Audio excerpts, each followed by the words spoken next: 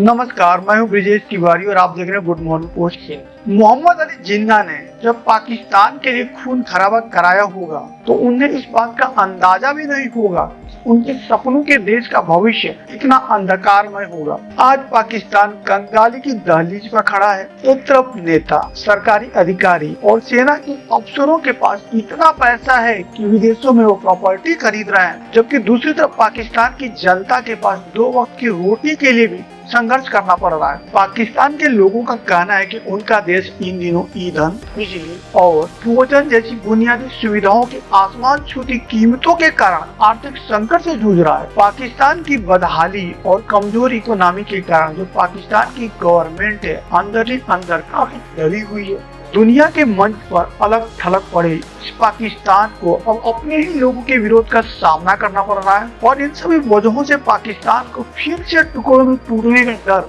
बढ़ता जा रहा है। एक तरफ बलूचिस्तान है जो एक नया देश बनाने की मांग कर रहा है, वहीं दूसरी तरफ पीओके है जो कि भारत में मिलने के लिए बेचैन है। बलूचिस्तान के सामाजिक कार्यकर्ता महरंग बलूच जो कि पेशे से डॉक्टर है, उन्होंने तो पाकिस्तानी सेना के खिलाफ मोर्चा ही खोल दिया है। महरंग बलूच 16 साल की उम्र से ही पाकिस्तान की सेना के खिलाफ जंग लड़ रही है और उन्होंने अकेले अपने दम पर बलूचिस्तानियों की एक नए देश की डिमांड की आवाज को बुलंद कर रखा है। 1947 में भारत से अलगाव के बाद पाकिस्तान से 16 दिसंबर 1971 को बांग्लादेश भी अलग हो गया, लेकिन इसके बाद भी पाकिस्तान में बहुत सारे आंदोलन फलते फूलते रहे और आज भी फल फूल रहे हैं। इनमें आजाद बलूचिस्तान की डिमांड सबसे ज्यादा है। बलोच कार्यकर्ता लगातार आरोप लगाते रहते हैं कि पाकिस्तानी सेना बलोचों का अपहरण, उनका उत्पीड़न और जरूरत पड़ने पर उनकी हत्याएं भी कर देती है। ऐसे में बलोच लोगों को पता भी नहीं चलता है कि उनके जो परिजन है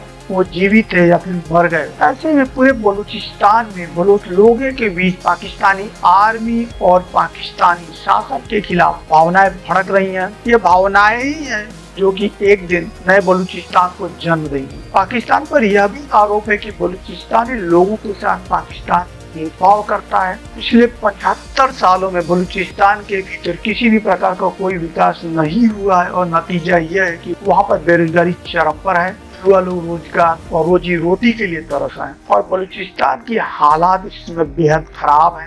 अगर बलूचिस्तान की प्राकृतिक संपदा की बात करें तो जो पूरा बलूचिस्तान है लगभग 40% पूरे पाकिस्तान का गैस का उत्पादन करता है। यह क्षेत्र कॉपर, गोल्ड, गैस और कोयला जैसे प्राकृतिक संसाधनों से भरपूर है। प्रकृति ने यहाँ पर वो सब कुछ दिया है जो एक विकसित जीवन शैली के लिए चाहिए, लेकिन विडम्बना यह है कि यहाँ के लोगों के पास न रोजी है न रोटी है और ये सब पाकिस्तान की देन। बलूचिस्तान के आजादी के लिए कई सक्रिय बलोच चरमपंथी संगठन काम कर रहे हैं और अब उन्होंने तो एक दूसरे से जुड़ना, एकजुट होना शुरू कर दिया। जो मुख्य रूप से बलोच चरमपंथी संगठन है उनमें Baloch Liberation Front, Baloch Liberation Army, Baloch Republican Guard, Baloch Liberation Tigers, Baloch Nationalist Army और यूनाइटेड बलोच आर्मी नाम के संगठन सक्रिय हैं। अगर ये सारे के सारे संगठन एक दूसरे से जुड़ जाते हैं तो आज नहीं तो कल पाकिस्तान के लिए बहुत भारी पड़ने वाले हैं। ये तो कहानी थी बलूचिस्तान की, लेकिन कल बलूचिस्तान ही नहीं है, पीओके भी है जहाँ पर लगभग सिचुएशन सेम है। बलूचिस्तान की तरफ पीओके भी प्राकृतिक संसाधनों से भरपूर इलाका है। तो पाकिस्तान प्राकृतिक संसाधन तो चाहिए, पाकिस्तान अपना विकास तो करना चाहता है, लेकिन बलूचिस्तान की तरह पीओके के लोगों का कोई विकास नहीं करना चाहता है। पीओके के लोगों का तो यहाँ कहना है कि ये जो प्राकृतिक संसाधन यही हमारे लिए दुश्मन बने हुए हैं, या यूं कह लीजिए कि इन प्राकृतिक संसाधनों की वजह से हम लोग आज भी पिछड़े हुए हैं।